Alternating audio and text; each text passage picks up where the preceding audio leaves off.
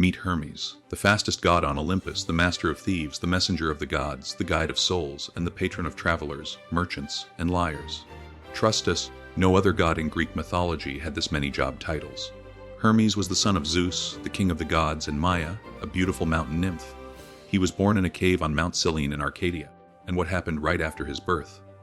Well, things got interesting very quickly.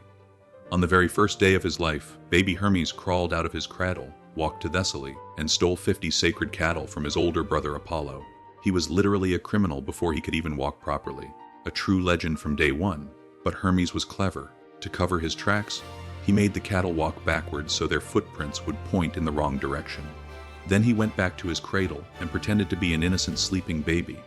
Absolute genius. Apollo eventually figured it out and dragged baby Hermes before Zeus to complain. But here is the twist.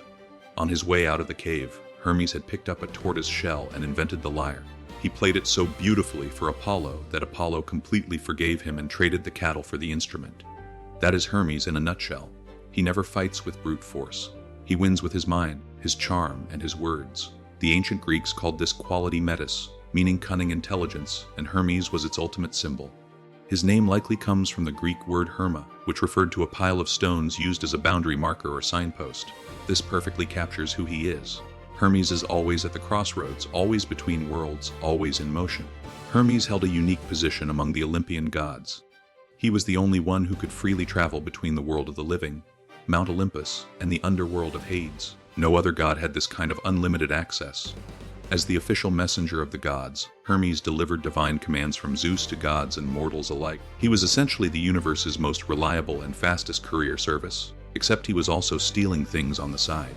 His most iconic symbols are his winged sandals called Talaria, his winged helmet called Pedasos, and his magical staff called the Caduceus. The winged sandals allowed him to fly and move at incredible speed across any terrain.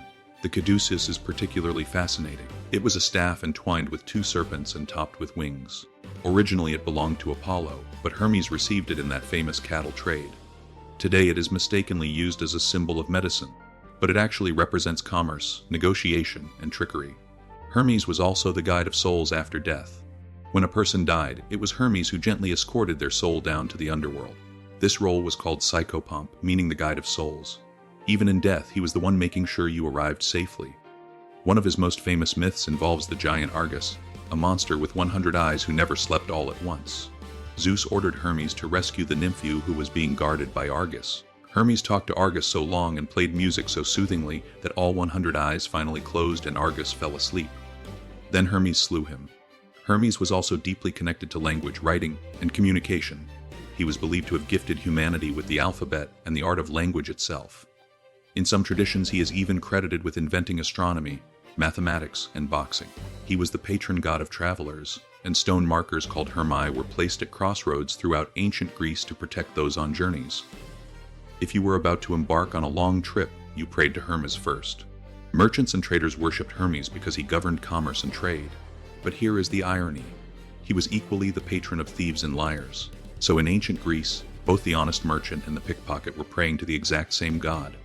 Hermes had many famous children. His son Pan was the wild god of nature with the legs of a goat. Another son, Hermaphroditus, gave us a word still used in modern languages today. His children were as diverse and unconventional as he was. In one of mythology's most touching stories, Hermes helped Perseus on his quest to slay Medusa. He gave Perseus winged sandals, a sword, and crucial guidance. Hermes was always the helper god, the one who appeared when heroes needed a push in the right direction.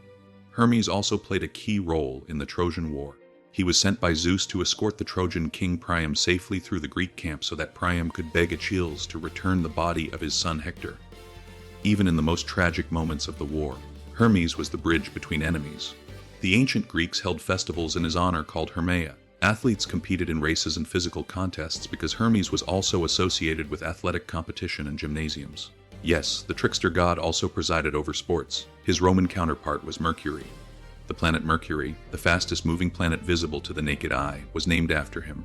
The element Mercury, also known as Quicksilver, shares his name too because of how fast and unpredictable it moves. In the ancient world, Hermes was everywhere. His image was carved at city gates, placed in marketplaces, set up at crossroads, and painted in homes. He was arguably the most present god in everyday Greek life because everyone, no matter who they were, needed his protection at some point. What makes Hermes truly unique among the gods is that he never takes sides for long. He serves Zeus but tricks other gods. He helps heroes but can also mislead them. He guides souls to the underworld but feels no sadness doing it. He exists beyond moral boundaries, which made him both fascinating and a little terrifying. Hermes represents something deeply human. The desire to be clever, to move freely, to communicate across boundaries, and yes, occasionally to bend the rules when necessary. He is the god of the in-between spaces, the threshold, the journey itself rather than the destination.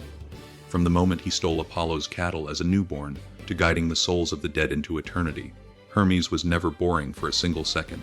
He is proof that in mythology, the most interesting character is rarely the strongest one. It is always the smartest one. Thanks for watching, and we will see you next time.